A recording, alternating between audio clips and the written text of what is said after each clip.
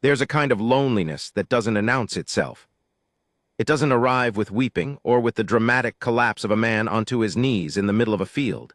It comes quietly, the way dust settles on a windowsill you've stopped wiping. The way a second coffee cup stays in the cabinet for so many years that you forget why you bought it in the first place. Elias Holt was 51 years old, and he had made peace, or what he told himself was peace, with the fact that his life was going to be exactly what it already was. A ranch outside Magdalena, New Mexico, 43 head of cattle. A dog named Soot who had died 2 winters ago and whom he hadn't replaced because he didn't see the point of loving something that would eventually leave.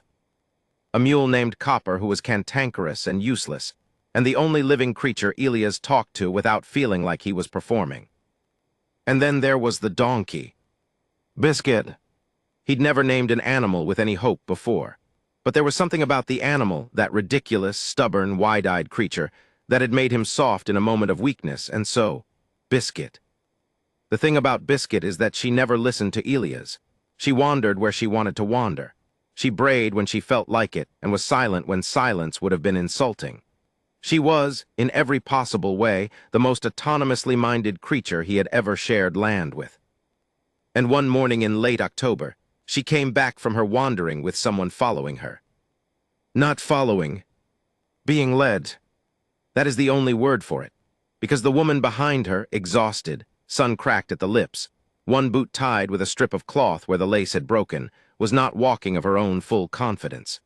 She was walking because Biscuit had turned her head every 30 feet and looked back, and the woman had kept moving forward like she was answering a question she hadn't agreed to be asked. What I am about to tell you is not a love story exactly. Or it is, but not the kind that gets told easily. It is the kind with mud on it. The kind with long silences and misdirected anger and a man who had to be dragged, slowly and against his will, back into the land of the living. It is the kind of story that starts with a donkey, because sometimes God or fate or the unreasonable stubbornness of the universe decides that a man has been alone long enough, and it sends him a messenger. Biscuit was the messenger. The woman was the message. And Elias Holt, rancher, widower, voluntary exile from his own heart, was the man who had to decide whether he was still brave enough to read it. Part 1. Artifact, Part 1 document. The morning Biscuit came back with a stranger. I was in the middle of an argument with a fence post.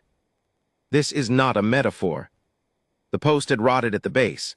I'd been meaning to replace it since July, which tells you something about my relationship with tasks that don't feel urgent, until a steer pushes through the wire and ends up on the county road.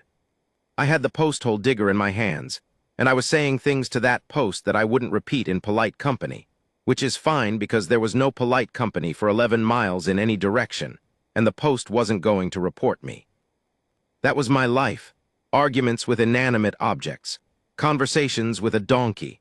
4 walls at night that I'd stopped decorating after Ruth died because what was the point of pictures when no one else was there to look at them? I heard Biscuit before I saw her. She has a particular bray, lower than you'd expect from an animal her size, with a catch at the end like a question.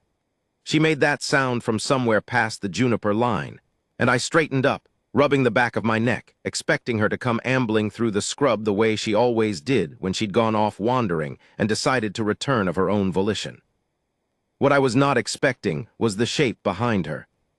A person, a woman specifically, though in those first seconds all I registered was the presence of a second living thing, which was unusual enough that I stood holding the post-hole digger like I'd forgotten what it was for.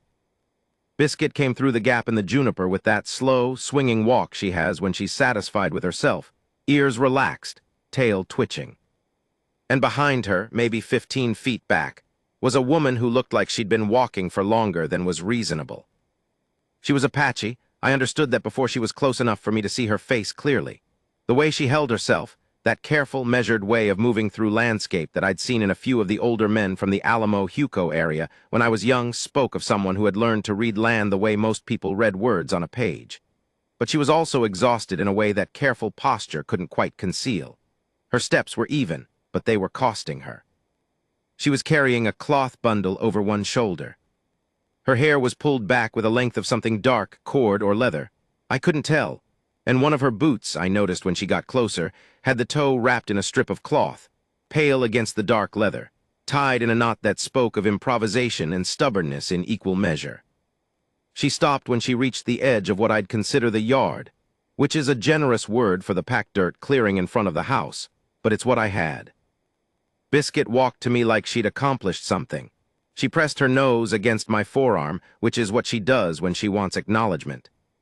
"What did you bring me?" I said to her. Not a question, more like an accusation.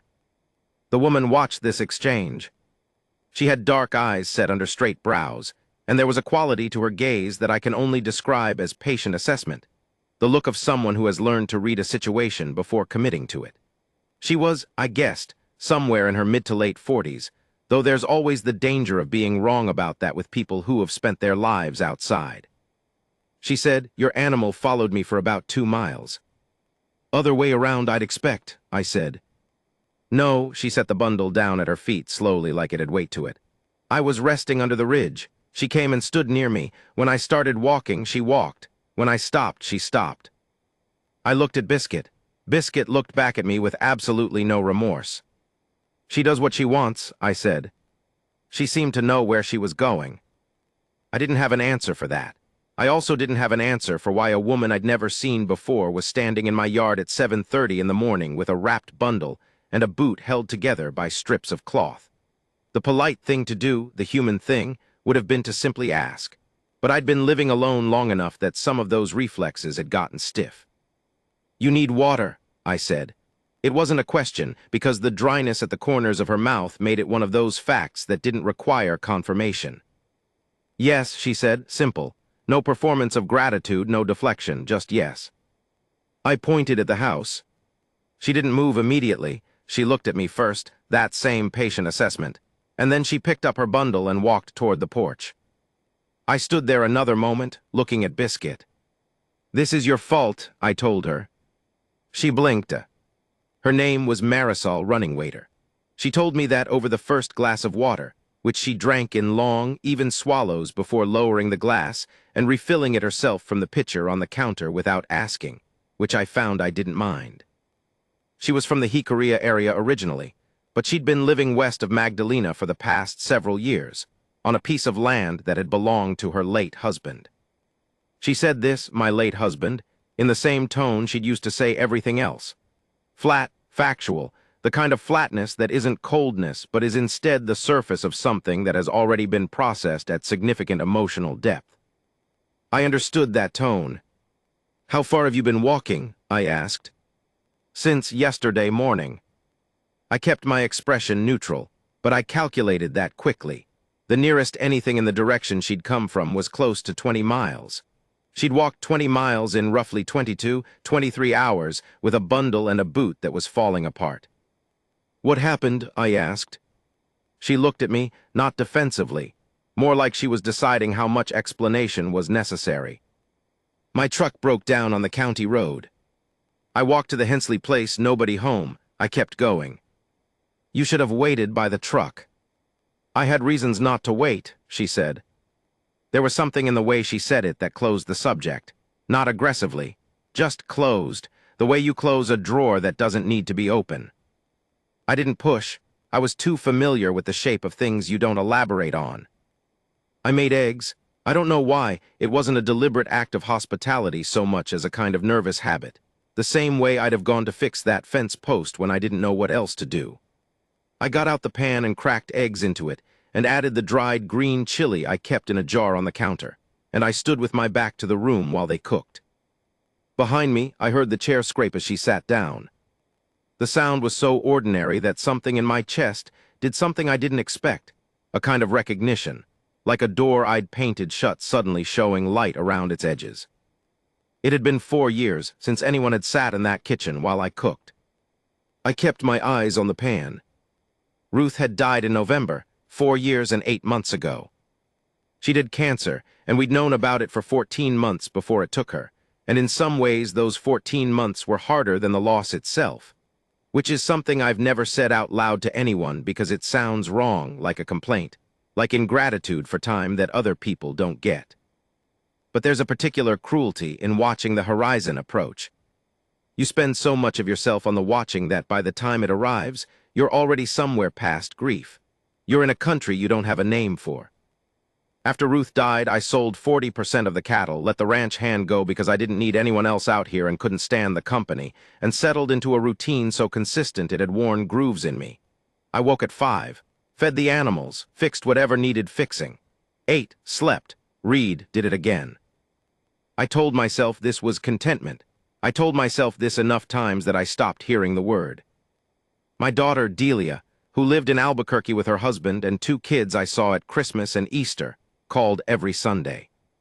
She had in the early months tried gently to suggest that I should get out more, a phrase I had always found philosophically incoherent. Get out to where? To do what? I was out. I was outside most of the day. The out she meant was something else, the social out, the human out, and that out felt like trying to speak a language I'd stopped practicing. I had not dated. I had not tried to date. I had not, if I'm being fully honest, allowed myself to consider it as something within the category of possible things. I had one photograph of Ruth on the counter. Just one, because the others were too specific, too full of particular moments that I couldn't look at without losing whole hours. And I had her coffee mug on the second shelf, where I'd put it the morning of the funeral and never moved it. The mug was green. She'd bought it at a gas station in Flagstaff on a road trip we'd taken 15 years ago, and she'd claimed it was the best mug in the world, and I'd told her it was ugly, and she'd said that was fine because she wasn't keeping it for me. I kept it. That mug had become, without my intending it to, a kind of measure. As long as it stayed on that shelf, undisturbed, unmoved, just exactly where she'd put it in my mind, I was keeping something intact. I don't know what I thought I was keeping intact, exactly. Marisol sat in my kitchen, and I put eggs in front of her, and she said, "Thank you," and ate with the focused attention of someone who needed fuel, not an experience. I sat across from her with my coffee and watched her without making it obvious I was watching her. She ate the way Ruth had, not delicately, but with a kind of clean efficiency. No waste, no performance. I noticed that I had noticed this, and I didn't know what to do with the noticing. She slept. I offered the back bedroom because what else was I going to do? And she looked at it briefly and then at me, and I said, "I'm going to be outside all day, you don't need to worry," and she nodded and closed the door. I went out and worked. I replaced the fence post. I checked the water lines in the lower pasture. I did 3 other things I'd been putting off for no better reason than inertia. I worked hard and fast, the way I do when I'm trying to keep my mind from running in circles, and by midday I had done more productive work than in the previous 2 weeks combined. Biscuit followed me from task to task, which she sometimes did when she was in a social mood. "You understand," I said to her, while I was checking the gate latch on the east pasture, "that I don't know what I'm supposed to do with this situation." Biscuit flicked an ear. "She's going to need a ride back to her truck, or to somewhere she can call someone. That's what she needs. I'll give her that, and that'll be the whole thing." Biscuit turned and walked toward the water trough. "I'm not asking for your opinion," I said. She drank. At some point in the early afternoon, I found myself thinking about the bundle she'd carried, the cloth-wrapped thing she'd set on the kitchen floor near the door when she sat down. I hadn't asked. I wasn't going to ask. But I'd noticed the way she'd set it down, carefully and upright, the way you'd set down something breakable or something important. The way you'd set down something that mattered. I thought about that more than I should have. The careful hands, the deliberate placement. I fixed a section of broken pipe near the well house and didn't let myself think about it anymore. She was on the porch when I came back in the late afternoon. She'd washed her face and retied her hair, and she was sitting in the chair I never sat in, Ruth's chair, the one with the faded armrests, and I felt something move through me when I saw her there. Not anger, not quite, something stranger and softer than that. She had the bundle open in her lap. I could see now that it contained several things wrapped separately in cloth, a wooden box, a few folded papers, what looked like a knife in a beaded sheath. She was holding one of the folded papers, not reading it, just holding it. She looked up when she heard me. "I washed my glass," she said. "I didn't touch anything else." "Didn't expect you had." She looked at the bundle. "These were my husband's. I was trying to get these to his brother in Silver City. He should have them. Emilio would have wanted him to have them." Emilio, the first time she'd given him a name. "How far is Silver City?" I asked, because I know the answer, but it felt like a useful question. Long way on foot. You were going to walk it. I wasn't thinking very clearly about distances, she said, without any embarrassment. I just needed to be moving. I knew what that was. The need to be moving when standing still felt like drowning.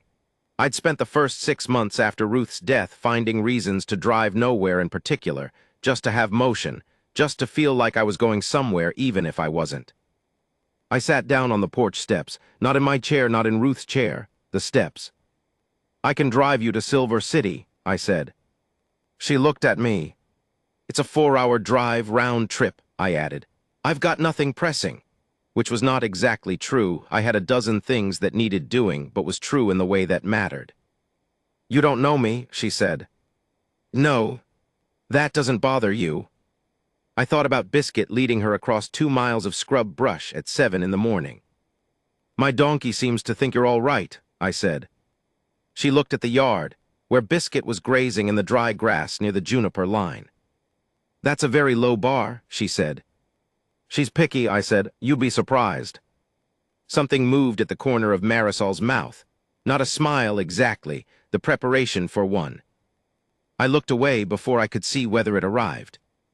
We sat on that porch until the sun got low. I don't remember all of what we talked about. I remember it was not continuous.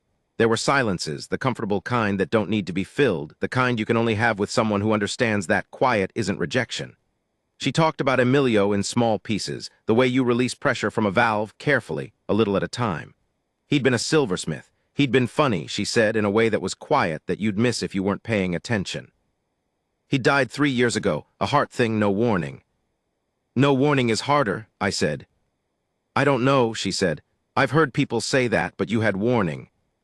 14 months. She was quiet. Is that better? She asked. I don't know how to compare them, I said. I think loss is just loss. The math doesn't help. She made a sound that wasn't quite agreement and wasn't quite disagreement, more like recognition. The sun went down behind the mountains, and the sky went through those colors it does out here, amber to coral to something that's almost purple at the edges. And I sat on those steps and felt something strange and unfamiliar, the feeling of not being alone. Not in the abstract, specifically. The presence of another person, their breath, their weight in Ruth's chair, their specific quiet. It frightened me more than I wanted to admit. Not because it felt wrong. Because it felt like something I hadn't been willing to want.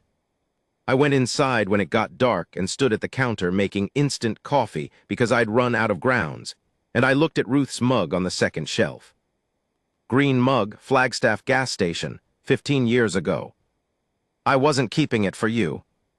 I stood there long enough that the water boiled and started to cool. I heard the screen door, and Marisol came inside and stood at the kitchen doorway, and she said, I can sleep in the back room again if you'll let me, and we can leave in the morning for Silver City. That's fine, I said. My voice came out even. I was proud of that. She looked at me for a moment, that same patient assessment, that reading the landscape look, and then she said, You've been alone a long time. It wasn't a question. It wasn't an accusation. It was just a thing she'd observed, stated plainly, the way you'd say the weather. Yes, I said. She nodded, like that answered something, like she'd checked something off a list she hadn't shown me. She went to the back bedroom and closed the door, and I stood at the counter with the unmade coffee and the green mug on the second shelf, and I felt the 4 walls of my kitchen the way you feel a coat you've been wearing so long you've forgotten you have it on. Biscuit brayed once from somewhere out in the dark. I finally made the coffee. I didn't sleep much. I lay on my side of the bed. I'd never stopped sleeping on my side. In 4 years and 8 months, the other side always made up and untouched. And I listened to the house make its small nighttime sounds, and underneath them, a sound I'd forgotten, the presence of another breathing person somewhere in the building. I thought about the bundle in her lap, the wooden box, the beaded knife sheath, the careful way she'd placed it all on the floor. I thought about a man named Emilio who was funny in a quiet way, who'd made silver things, and who had left behind a woman who walked 20 miles through desert because she needed to be moving. I thought about Ruth saying, I wasn't keeping it for you. I thought she was keeping it for exactly the right person, which was me. but also maybe she'd known something I didn't. I thought a lot of things I hadn't thought in 4 years. It took me until well past midnight to understand that I was not, in fact, afraid of Marisol running waiter. I was afraid of what her being here proved, that I was still capable of noticing, and everything that came after noticing. Artifact Part 2 document. We left at 7 the next morning. I made coffee, real coffee, because I'd found a forgotten bag of grounds in the back of the cabinet behind the cocoa powder and a can of beans, and put it in 2 of the plain mugs I used every day. I thought about putting Ruth's green mug out for no reason I could name, and then thought better of it, and then stood there another moment before taking the 2 plain mugs to the table. Small things, the size of the decisions that matter. Marisol was already up when I came out of my room. She'd made the bed in the back bedroom, not just pulled the blankets up, but actually made it, corners tucked, pillows straight, the way my mother had taught me, and I'd stopped doing sometime in the 3rd year of being alone, because why make a bed when no one was going to see it? I pretended I hadn't noticed, but I noticed. She drank the coffee standing at the counter with the bundle at her feet. I sat at the table. We didn't talk much, which was fine. The quiet between us had already established itself as the functional kind. The kind that means 2 people don't need noise to prove they're comfortable. I was not entirely comfortable, but I was something adjacent to it. The drive to Silver City would take us south and west on roads that go through some of the emptiest landscape in New Mexico, which is saying something in a state that treats emptiness as an aesthetic. I knew the route. I'd driven it a few times over the years, mostly for supply runs, and once for a livestock auction I'd gone to out of stubbornness and left empty-handed. We loaded into my truck, a 2009 F-250 that I maintain because I can't afford sentiment about vehicles, and pulled out of the yard before 7:30. Biscuit watched us go from the fence line. I'd given her extra feed. Copper the mule was in the lower pasture and knew how to manage himself. Everything would be fine for one day. I knew this, and I still looked in the rearview mirror as we pulled out, the way you do when you're leaving something and want to mark the last look. Marisol had the bundle on her lap. She held it with both hands, loose but intentional. "Tell me about Silver City," I said, because I needed something to do with the silence that had shifted when we'd moved from the porch to the cab. "It's where Emilio's brother lives. Tomás, they were close." She paused. "He doesn't know Emilio died." I looked at the road. 3 years, I said without accusation. "I wasn't ready," she said. "I knew where Tomás was. I knew I'd have to tell him in person. It wasn't something you could say on a phone. And every time I thought about making the trip, I thought about sitting across from him and watching his face while I said the words, and she stopped. I wasn't ready. I thought about the calls I hadn't made after Ruth, the ones I'd put off until they became impossible and then had to be made anyway at even greater cost. 3 years is a long time to carry that, I said. "Yes. How are you ready now?" She was quiet for a full mile. "I had a dream," she said finally. "About Emilio. He was sitting at his work table. He had a workbench in the back room where he did the silver. And he was working on something, and he didn't look up, and he said, 'You're still here.' And I said, 'Where would I go?' And he said, 'Exactly.' And then I woke up." She didn't add anything to that. She let it sit in the cab of the truck between us. I thought about dreams and what we make of them. I'm not a spiritual man, not in any organized way, but I've had enough years on this earth to have stopped dismissing things simply because I can't explain them. "And you packed the bundle," I said. And I packed the bundle. The road south of Magdalena is the kind that teaches patience. It's 2 lanes through grassland that rolls gently into mesa and the distant blue shapes of mountain ranges, and there's almost no traffic. And the sky is enormous and pale and endless in the way that either calms you or unsettles you depending on what you're carrying. I've always found it calming, or I've found it useful for calming. There's a difference. I was driving, which meant I had something to do with my hands and my eyes, which helped. I was also doing the thing I'd spent 4 years not doing, sitting in close proximity to a woman, and being aware of her as a person in the specific, individual way that you don't do with strangers. The way that requires either distance or permission. I hadn't given myself permission. The awareness was there anyway. She read the landscape out the window the way I'd noticed she did actively, not passively. Her eyes moved. She noticed things and processed them, and occasionally she'd make a small sound, barely audible, when she saw something that meant something to her. "What are you looking at?" I asked at one point. "The grass," she said. "It's been dry. Very dry since June. The cattle ranches along here are going to have trouble." "Already are." She nodded, and then she said, "My father used to look at grass and tell you what the next month was going to be like. Not weather, he didn't claim to know weather, but the land, the quality of the green or the brown. He said land always tells you what it knows." "Did he teach you that?" "He tried. I was a bad student. I was more interested in—" She stopped and almost smiled. "I was going to say I was interested in other things, but that makes it sound like I was sensible. I was interested in getting away from my father's instruction because I was 17 and he was my father." "Classic reason," I said. "Classic reason," she agreed. That almost smile again. This time I caught it. It arrived briefly and changed her face in a way that was, I looked at the road in a way that I noticed. "Did you learn it eventually?" "Some of it, some things you learn late, some things you learn by regretting you didn't learn them sooner." She looked at the passing grass. "He died before I thought to tell him that." "Yeah," I said. We drove. Somewhere around an hour in, outside of a small town that barely qualified as one, a gas station, a bar, a post office the size of a shed, she said. "You don't have to tell me anything about your wife if you don't want to." I glanced at her. "I mentioned her last night," I said, "the 14 months. "You mentioned her without mentioning her," Marisol said. "You're allowed to do that." I thought about this, the strange permission in it. The way most people, when they sense you've lost someone, either avoid the subject entirely or push toward it out of their own discomfort with the gap it creates. She was doing neither. She was leaving a door open and standing well back from it. "Her name was Ruth," I said. "We were married 26 years. Long time. Long good time." A pause. "She had humor," I said. "Not the kind that announces itself. She was never the loudest person in a room. But she'd say something, one sentence, and it would be the only true thing said all day, and it'd also be funny, and you wouldn't know where to put it.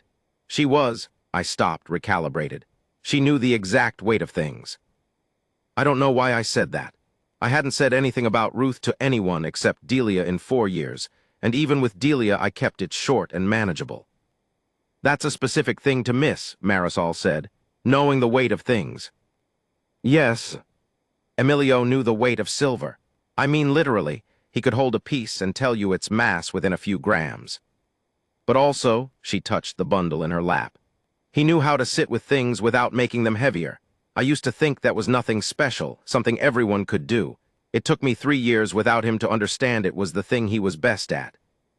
The thing he was best at, and she'd lost it, and had spent 3 years learning what that meant. I thought about the weight of the mug on the second shelf, about how I'd been preserving a weight I wasn't sure I could carry forever. "It's a specific thing to miss," I said, returning her words. She didn't respond right away, and then she said, "Yes." Just that, yes, with the particular sound of someone who has been understood precisely. We got to Silver City a little after 11. Tomas' running waiter lived on the south side of the city in a house with a chain-link fence and 2 dogs who announced us the moment I pulled to the curb.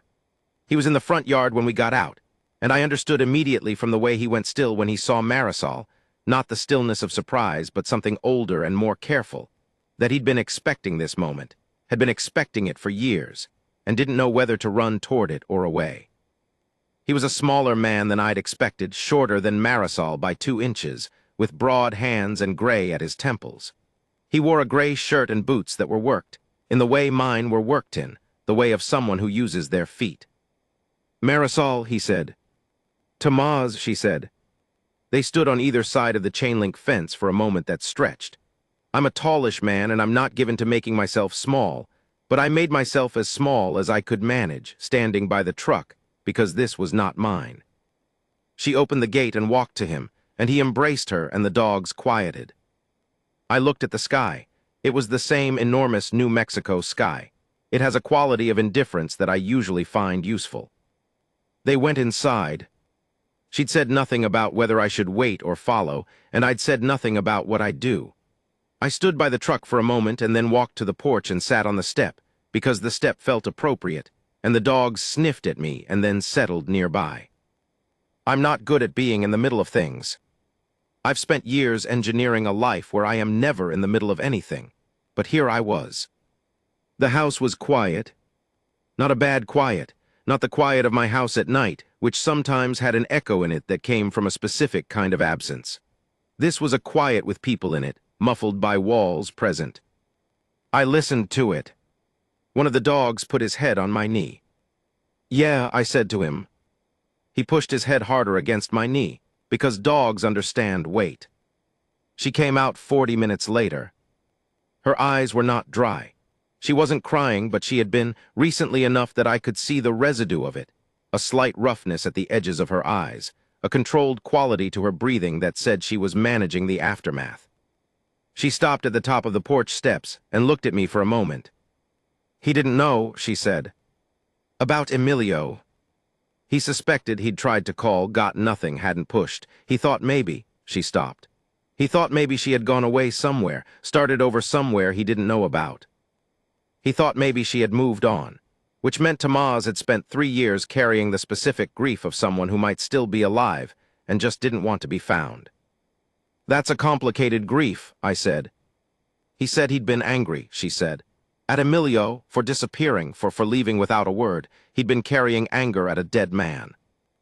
I understood this in my body before I understood it in my head. The misrooted anger. The target that moves after you've already aimed. "But now he knows," I said. "Now he knows." She sat down beside me on the porch step. "He has the bundle, he knows." She was quiet for a moment. "He cried. I've never seen Tomas cry before. He's a man who—" She shook her head, not finishing. "How do you feel?" I asked. She thought about this honestly, which I appreciated, instead of giving me the easy answer. "Like I put something down," she said. "Like I've been holding it at arm's length for so long I'd forgotten it'd weight, and now it's set down and I can feel my arms again." I looked at the chain-link fence, the 2 dogs, the pale sky. "Good," I said. "It doesn't feel the way I thought it would," she said. "I thought I'd feel lighter. I do feel lighter. But there's also something," she searched. "There's also something that was keeping me anchored, and now it's gone." "That'll come back," I said. "New anchors." She looked at me with a question in it. "It does," I said. "I don't know how, but it does." She didn't ask me to explain. She took it as I offered it, not as reassurance, but as information, from someone who knew. We had lunch at a place Tomas recommended. A diner on the main street that had green chili stew that Marisol ate with the same focused efficiency I'd watched at my kitchen table the morning before. Tomas had given her something from the bundle before we left. I'd seen him press something small into her hand and close her fingers around it, and she'd put it in her shirt pocket. She didn't mention it, and I didn't ask. Over lunch, she said, "Where do you want to go after this?" I looked up. "What do you mean?" "I mean after you drop me back at my truck, assuming it hasn't been towed or stripped. What do you do next?" "Go home," I said. "And then?" "Feed the animals, fix whatever needs fixing." "And then?" I put down my fork. "Marisol, I'm not asking to be intrusive," she said. "I'm asking because I think you've been answering that question the same way for a long time, and I wondered if you ever thought about changing the answer."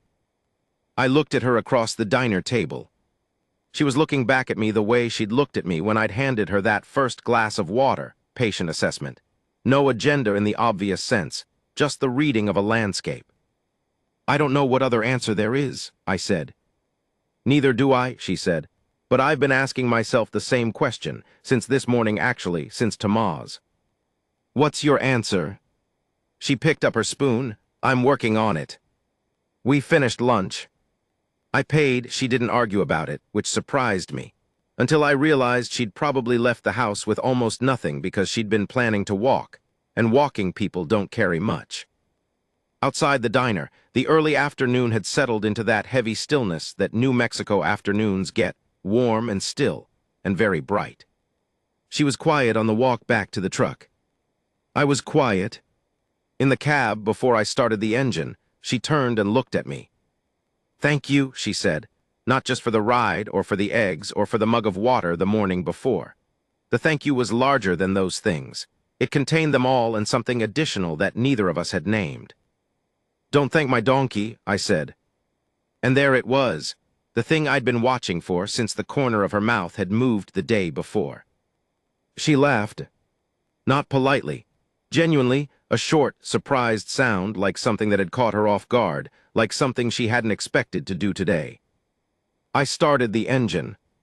I was smiling at the windshield and not looking at her, but I could feel her settling into the seat beside me, and something in the cab was different now than it had been on the way down. Something lighter. Lighter but anchored. Artifact Part 3 document. We found her truck where she'd left it, on the county road about 2 miles past the Hensley property. A white Ford Old with rust at the wheel wells and a bumper sticker I couldn't read from the road. She'd pulled it onto the gravel shoulder with enough deliberateness that it looked parked rather than abandoned, which I thought said something about her. Even in a crisis, she'd positioned things carefully. I pulled up alongside it and we got out. The problem was immediately visible to anyone who knew engines. The serpentine belt had blown. I could see the end of it hanging from the open engine compartment where she'd clearly looked inside before giving up on the diagnosis. "Serpentine belt," I said. She looked at it. "I thought it was something like that. I don't carry spares." "Nobody carries that one." "Should I have?" "Probably not. It goes maybe every 8 years. I crouched down, looked at the undercarriage, straightened up. "I can get a belt from Magdalena. I've got tools in the truck. We could have this running in about 2 hours.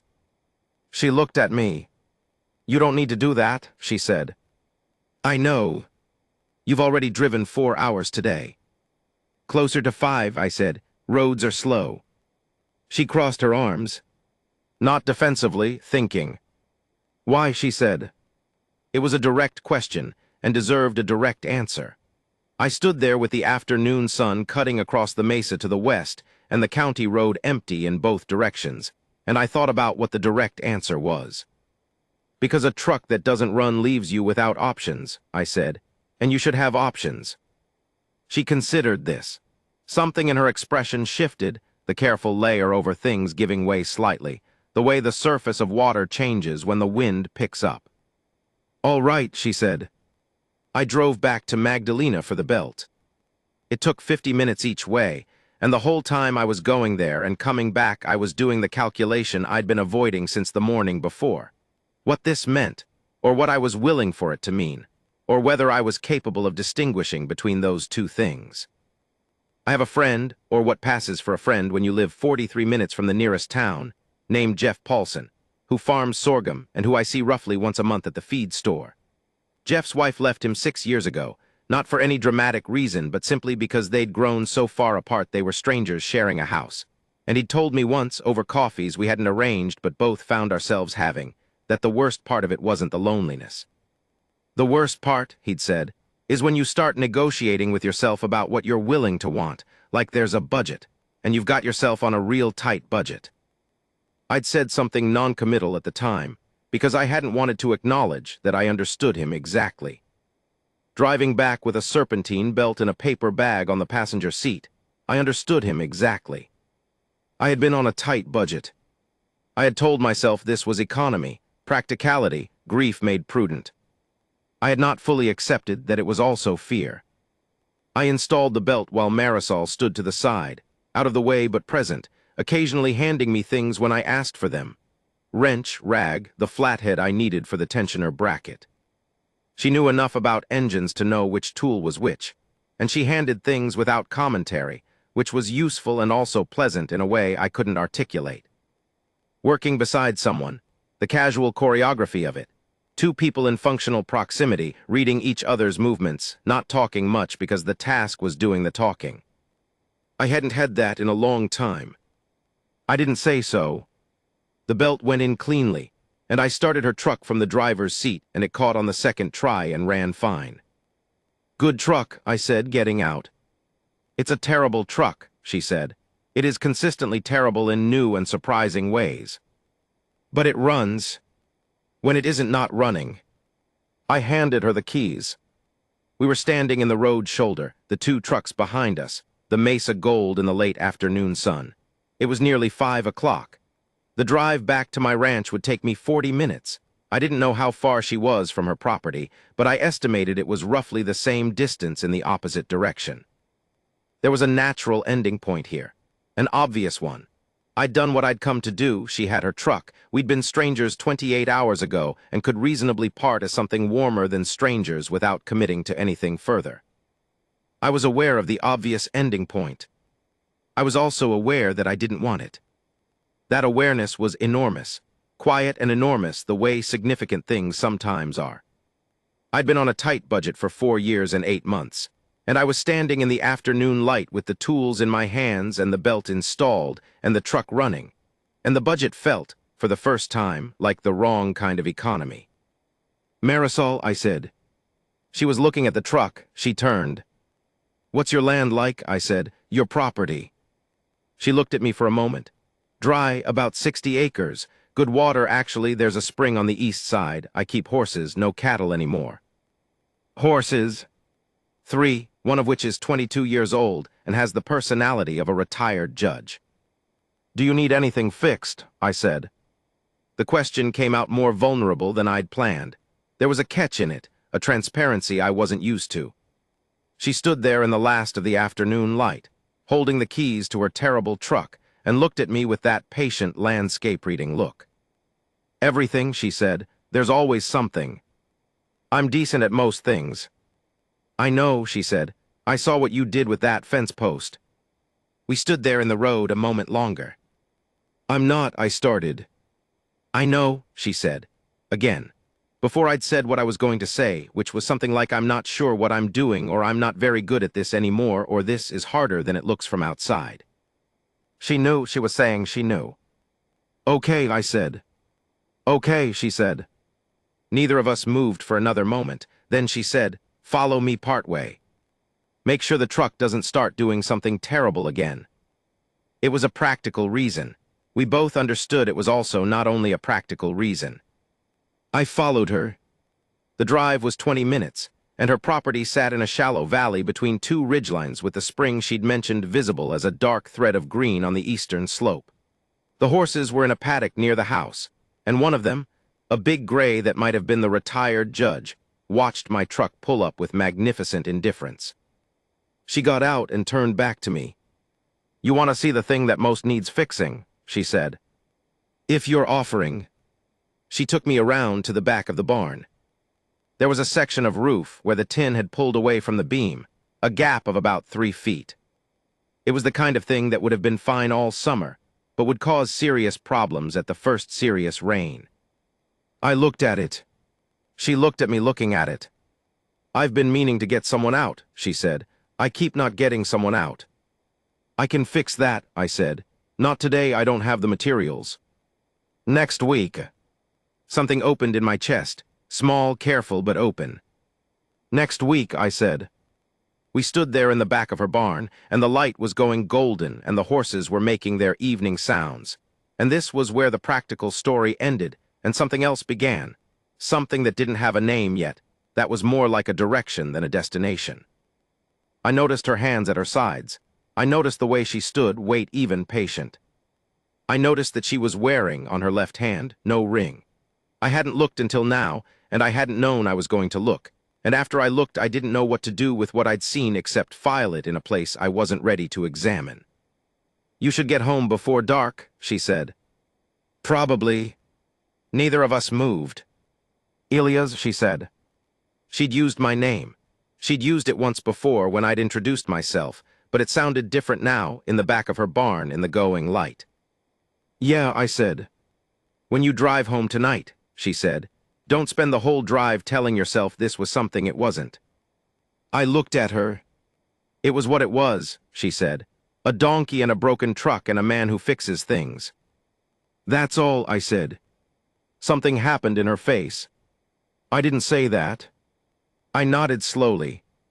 I drove home. The yard was dark when I got back, and Biscuit was waiting by the gate. This was not something she normally did.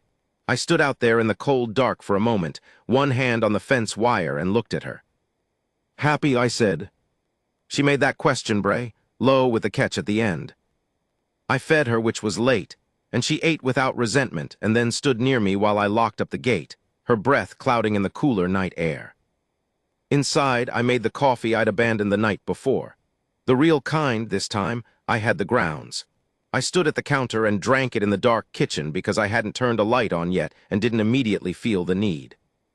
I looked at the second shelf. The green mug. I stood there for a long time. There's a thing I have never been able to explain to anyone about grief, about the specific grief of losing a marriage, a long one, an actual one where you knew each other at the level of small habits and particular sounds, and the specific way one person puts a mug on a shelf and means it as a joke directed at you. The thing is, you don't stop loving them. That isn't what changes. What changes is whether you allow the love to be the end of the story or the beginning of the part of the story that comes after. I had let it be the end. For 4 years and 8 months, I had stood at this counter and looked at this mug and said, "This is where the story stops." I reached up and took the mug down. I turned it over in my hands. Gas station Flagstaff, it said on the bottom, in the way of cheap mugs that announce their origin because they have nothing else to prove. It was lighter than I remembered, lighter than it should have been for something I'd given that much weight to. I washed it, which sounds like nothing, which was to me enormous. I set it on the counter by the coffee maker. Not put away, not on the shelf, here where things get used. I stood back and looked at it. The next morning I called Delia before she had a chance to call me. She answered on the second ring with the slightly alarmed quality she always had when I called unexpectedly, because I never called unexpectedly. "Dad, is everything okay?" "Everything's fine," I said. I didn't have a prepared version of what I wanted to say. I hadn't scripted it. I had an interesting couple of days. "What happened?" "Biscuit found someone," I said. There was a pause. "Found someone." "Led a woman to the ranch. She'd been walking since the day before. Her truck broke down." Another pause. Delia knows how to read my pauses the way I know how to read the sky. "And," she said carefully, "she had a bundle she needed to deliver to her brother-in-law in Silver City, so I drove her." "You drove a stranger to Silver City?" "Yep." Silence. "Dad," said Delia. "I know. You drove someone you didn't know to Silver City." "I did." "Who is she?" "Her name is Marisol," I said. "Her husband died 3 years ago. She keeps horses. One of them is 22 and sounds like a problem." A pause. "I'm going back next week to fix her barn roof." Delia made a sound I couldn't categorize. Not a word, a sound. "Okay," she finally said. "I'm not," I started. "Dad," she said, "I didn't say anything." "I know, I looked at the green mug on the counter. "I don't know what I'm doing." "Do you need to know?" I thought about what Marisol had said at the side of the road. Don't spend the whole drive telling yourself this was something it wasn't. "No," I said, "I guess not." "Tell me about her," Delia said. So I did. I sat at the kitchen table with my coffee in a plain mug and Ruth's green mug on the counter in the morning light, and told my daughter about a woman with a cloth bundle and a boot tied together with a strip of cloth, about a donkey who wouldn't take no for an answer, about a man named Emilio who made silver things and knew how to sit with weight. I told her about the laugh, the one that had caught Marisol off guard in the cab of the truck. Delia didn't say anything for a moment after I finished. "Biscuit found her," she said. "Yes, Biscuit. I know. I've been trying to set you up with people for 2 years, and a donkey did it in one morning." "She'd be insufferable about it," I said, "if she weren't already." Delia laughed. And then she said something quieter. Mom would have loved this story. She'd have said something exact and true and slightly devastating about the specificity of it. The donkey, the bundle, the belt, the mug. She'd have known the exact weight. "Yeah," I said. "I love you, Dad. I love you." I stayed on the phone a minute after she hung up, which isn't a thing I normally do. The silence at the end of a call is usually the fastest I move to doing something else. But I sat there another minute, in the kitchen where someone had sat across from me 2 mornings ago, with the green mug on the counter catching the light. The following Tuesday, I drove back out to Marisol's property with the materials for the barn roof. She was in the paddock when I arrived, working with one of the horses, not the old judge but a younger bay, running a lunge line with the focused patience of someone who does this daily and knows exactly what it costs. She didn't wave when I pulled up. She held up one finger without breaking the circle, which I understood as, "Give me 10 minutes." I unloaded the truck bed. The old gray horse watched me from the fence with the expression of someone who has opinions about newcomers and is reserving judgment. "I see you," I told him. He blinked once very slowly. "Fair enough," I said. The 10 minutes Marisol had asked for turned into 20, which I didn't mind because I used them to assess the barn roof properly. And what I found told me that the gap I'd seen was the most obvious problem, but not the only one. When she came around the barn, she was pulling the brim of her hat straight, and her expression had that afterwork quality, slightly more open, the outer layer loosened. "It's not just the tin panel," I said. "I know. There are 3 more spots that are going to go." "I know. Could take most of the day." "I brought coffee," she said. "Actual coffee, not instant, in case you're the type who cares about that." "I'm the type who cares about that," I said. She almost smiled. "I thought you might be." We worked until 4 in the afternoon. She handed things, held things, made decisions about the roof that needed her decision because it was her barn, and did all of this without hovering or commenting, which I found, as I'd found the belt installation, deeply pleasant, comfortable in a way that had no performance in it. We took a break at noon with the coffee, sitting on the tailgate of my truck. The retired judge had moved to the corner of the paddock nearest to us, which I noticed. "He's warming up to me," I said. She looked at the horse. "He always does this. He comes closer by increments, and then when you look at him, he pretends he was somewhere else." "Dignified," I said. "Insufferably," she said. That word, insufferably. I'd used it 2 days ago about Biscuit on the phone with Delia. I wondered if she remembered. I thought she might. I didn't ask. When we were done, the light was going, and we were on the porch with water because the coffee was gone, and the horses were making their settling sounds from the paddock. She pulled something from her shirt pocket, the thing Tamaz had pressed into her hand in Silver City. She held it out. It was a small piece of silver, handmade, rough-finished, about the size of a quarter, but not shaped like one. It was shaped more like a bird, or the idea of a bird, spare and abstract, a few lines that implied wing and eye. "Emilio made this when he was learning," she said. "Early piece. He almost threw it away. Tamaz kept it all these years." I held it on my palm. It was heavy for its size, good silver. Tamaz said it was the first thing Emilio made that looked like what he meant it to look like. She looked at it in my palm. "He wanted me to have it back. I'd given it to him when Emilio died because I didn't know what else to do with the beautiful things." I gave it back to her carefully. She held it for a moment, turned it, and then closed her fingers around it. "You fixed my roof," she said. "Most of it. Most of it is a lot." I looked at the mountains going dark, the sky still pale above them. I had a thought I'd been turning over since the week before. A practical thought, or one that disguised itself as practical. "I've got a fence line on the north side that needs 2 people, I said. "It's not urgent, but if you're—" I stopped. "If I'm what?" she asked. "If you're around," I said, "sometime." She looked at me for long enough that I had to look back. There are things that can't be rushed or forced or made to arrive before they're ready. I'd spent 4 years being punished for understanding this, or telling myself I understood it. And sitting on this porch with this woman who had her dead husband's bird-shaped silver piece closed in her hand and her retired judge horse watching us from the fence. I didn't feel like I was being rushed.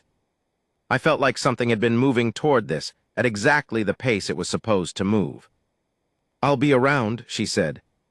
I drove home in the full dark. Biscuit was at the gate. I let myself think, on that drive, about what Marisol had said about the dream. Emilio at his workbench, not looking up. "You're still here. Where would I go, exactly?" I thought about what that meant, not the mystical question of it, whether it was real or the brain arranging comfort into narrative, but the functional meaning. Someone calling you back to motion. Someone saying in the language of dreams or memory or just the persistent pattern of love, "You're still here. Act like it." I thought about Ruth's mug on my counter. I thought about Delia's voice saying, "I love you," Dad with something new in it, something that had been hoping for a long time. I pulled into the yard and cut the engine. Biscuit came to the window. I reached out and she pressed her nose against my palm, which she only does occasionally and which I have learned not to take for granted. "All right," I said to her. She pulled back and turned and walked toward the juniper line, and I got out of the truck and stood in the cold night air. And above me, the sky was enormous and full of what it's always full of. All that impossible distance lit up and indifferent, and also, if you were in a certain kind of mood, not indifferent at all. I stood there in the dark yard with the cold coming down off the mountains and the animals quiet in the pasture. And I was not a man who believed in signs or messages or the deliberate machinery of fate. But I was a man who had watched his donkey lead a stranger 2 miles across desert scrub, and then look back every 30 feet to make sure she was still coming. And I was a man who, for the first time in 4 years and 8 months, had made a plan that involved a second person. "A fence line," I'd said. "If you're around, I'll be around." I went inside, made dinner, sat at the table. The green mug was on the counter where I'd put it. It was still a gas station mug from Flagstaff. It was still ugly, technically. It was still the thing she'd said she wasn't keeping for me. I looked at it for a while, and then I stopped looking at it because there was nothing left to look for.